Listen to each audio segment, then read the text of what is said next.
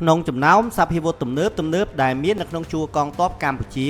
មានសភាវុធមួយប្រភេទដែលតែងតែទទួលបានចំណាប់អារម្មណ៍យ៉ាងខ្លាំងពីសំណាក់មហាជនកម្ពុជាហើយវាក៏ជាប្រធានបទដែលមានការសួរដេញដោលច្រើនបំផុតនៅក្នុងបណ្ដាញសង្គមផងដែរសំណួរដែលគេតែងតែចោទសួរនោះគឺថាហេតុអ្វីបានជាកម្ពុជាយើងមានប្រព័ន្ធការពារដែនអាកាស KF-1C ឬ HQ-12 នៅក្នុងដៃហើយតែមិនឃើញយកមកប្រើប្រាស់នៅក្នុងសមរភូមិតើអាវុធមួយនេះមានអានុភាពខ្លាំងក្លាកម្រិតណាហេតុអ្វីបានជាកម្ពុជាយើងជ្រើសរើសមិនប្រើប្រាស់វាតោះសូមទស្សនាវីដេអូនេះទាំងអស់គ្នាដូចតទៅប្រព័ន្ធការពារដែនអាកាស KF-1C គឺជាស្នាដៃវិស្វកម្មរបស់ក្រុមហ៊ុនជាងណាន Space Industry Group ដែលជាផ្នែកមួយដ៏ធំនៃសាជីវកម្មអាវុធរបស់ចិនគម្រោងអភិវឌ្ឍប្រព័ន្ធនេះត្រូវបានចាប់ផ្ដើមតាំងពីដើមទសវត្សរ៍ឆ្នាំ1980បន្ទាប់មក KF-1C ត្រូវបានឆ្លងកាត់ការស្រាវជ្រាវនិងអភិវឌ្ឍបច្ចេកវិទ្យាជាច្រើនលើកច្រើនសារហើយនៅទីបំផុតវាត្រូវបានគេដាក់ឲ្យប្រើប្រាស់ជាផ្លូវការក្នុងកងទ័ពរំដោះប្រជាជនចិននៅអំឡុងឆ្នាំ2007ចំពោះកម្ពុជាវិញទោះបីមិនមានរបាយការណ៍ប្រកាសជាផ្លូវការអំពីកិច្ចព្រមព្រៀងទិញលក់ពីសំណាក់រាជរដ្ឋាភិបាលក៏ដោយក៏ប៉ុន្តែបើយោងតាមរបាយការណ៍យោធាអន្តរជាតិបានឲ្យដឹងថាកម្ពុជាបានដាក់ឲ្យដំណើរការប្រព័ន្ធនេះជាលើកដំបូងនៅអំឡុងខែកញ្ញាឆ្នាំ2023ដើម្បីពង្រឹងសមត្ថភាពការពារដែនអាកាសនេះគឺជាអាវុធយុទ្ធសាស្ត្រកម្រិតខ្ពស់ដែលធ្វើឲ្យដែនអាកាសនៃប្រទេសកម្ពុជាកាន់តែមានសុវត្ថិភាពជាមួយនឹងសមត្ថភាពស្ទាក់ចាប់គោលដៅក្នុងរយៈចម្ងាយឆ្ងាយ KF-1C មានអានុភាពនិងលក្ខណៈពិសេសដូចតទៅទី1សមត្ថភាពបាញ់និងអំណាចគ្រាប់ផ្ទុះ KF-1C ត្រូវបានរចនាឡើងយ៉ាងឆ្លាតវៃដោយប្រើប្រាស់គ្រាប់មីស៊ីលផ្ទុកក្នុងបំពង់ស្រាប់ដែលជួយឲ្យការបាញ់ប្រហារអាចធ្វើឡើងបានយ៉ាងរហ័សទាន់ចិត្តវាមានសមត្ថភាពស្ទាក់ចាប់គោលដៅបានក្នុងរយៈចម្ងាយរហូតដល់50គីឡូម៉ែត្រនិងនៅកម្ពស់ខ្ពស់បំផុតរហូតដល់25គីឡូម៉ែត្រដែលអាចកំទេចរាល់ការគំរាមកំហែងនានាមិនថាយន្តហោះចម្បាំងឧទ្ធម្ភាគចក្រឬមីស៊ីលរបស់សត្រូវនោះឡើយមិនត្រឹមតែមានរយៈចម្ងាយឆ្ងាយប៉ុណ្ណោះទេមីស៊ីលរបស់ KF-1C ថែមទាំងមានអានុភាពបំផ្លិចបំផ្លាញដ៏មហិមា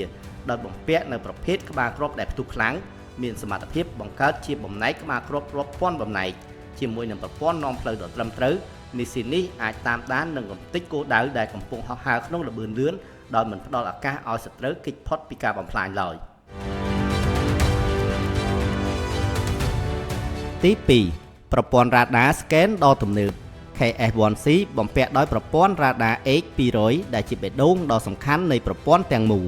រ៉ាដាប្រភេទនេះមានសមត្ថភាពដ៏អស្ចារ្យក្នុងការស្វែងរកនិងតាមដានគោលដៅជាច្រើនក្នុងពេលតែមួយយ៉ាងច្បាស់លាស់រាល់ការឈ្លានពានចូលទៅក្នុងដែនអាកាសសត្រូវនឹងមិនអាចគេចផុតពីការស្កេនរបស់វាបានឡើយមិនថាគោលដៅមានល្បឿនលឿនប៉ុណ្ណាក៏ដោយក៏ប្រព័ន្ធនេះនៅតែអាចកំណត់ទីតាំងនិងចាក់សោគោលដៅបានយ៉ាងត្រឹមត្រូវបំផុតដើម្បីបញ្ជូនមីស៊ីលទៅកំទេចភ្លាមៗនៅនឹងកន្លែងទី3សមត្ថភាពចល័ត KF-1C ត្រូវបានដំឡើងលើរថយន្តយោធាកង់6ដ៏រឹងមាំដែលមានសមត្ថភាពធ្វើដំណើរឆ្លងកាត់គ្រប់ស្ថានភាពផ្លូវដែលមានភូមិសាស្ត្រលំបាកអ្វីដែលធ្វើឲ្យប្រព័ន្ធនេះកាន់តែគ្រោះថ្នាក់សម្រាប់សត្រូវគឺយុទ្ធសាស្ត្ររបស់វាក្នុងការបាញ់ហើយផ្លាស់ទីនៅពេលដែលវាបាញ់មីស៊ីលរួចវានឹងចាក់ចេញពីទីតាំងបាញ់យ៉ាងលឿនដើម្បីគេចផុតពីការតបតឬការវាយប្រហារតាមអាកាសរបស់សត្រូវយុទ្ធសាស្ត្រនេះជួយធានាឲ្យ KF-1C មានសុវត្ថិភាពខណៈពេលដែលសត្រូវមិនអាចរកទីតាំងពិតប្រាកដរបស់វាឃើញឡើយ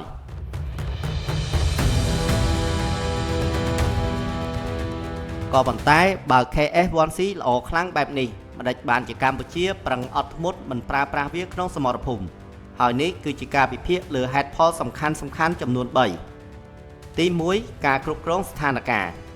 ការមិនប្រើប្រាស់អាវុធនេះមិនមែនមកពីកម្ពុជាគ្មានសមត្ថភាពនោះទេប៉ុន្តែវាគឺជាការរក្សាទុកអានុភាពយុទ្ធសាស្ត្រការបើកការបាញ់ប្រហារដោយ KF-1C អាចរុញច្រានស្ថានភាពពីចំនួនព្រំដែនទៅជាសង្គ្រាមអាកាសពេញទំហឹងដែលរដ្ឋាភិបាលកម្ពុជាព្យាយាមជៀសវាងដើម្បីការពារអាយុជីវិតប្រជាពលរដ្ឋទី2ការការពារជាយុទ្ធសាស្ត្រ